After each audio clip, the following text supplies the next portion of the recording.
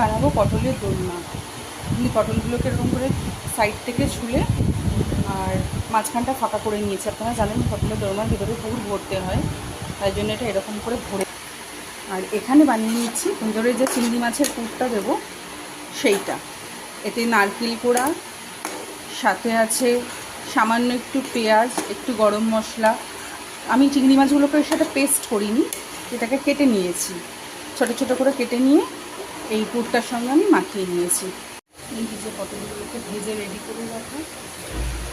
এখানে বানিয়ে নিচ্ছি গ্রেভিটা। তেলে সামান্য একটু জিরে, গরম মশলা ফোড়ন দিয়ে তার মধ্যে দিয়েছিলাম একটু তেজপাতা আর কাঁচা লঙ্কা। তারপরে ওই যে পটলের যে পুরটা রেখেছিলাম সেটাই দিয়ে দিয়েছিলাম।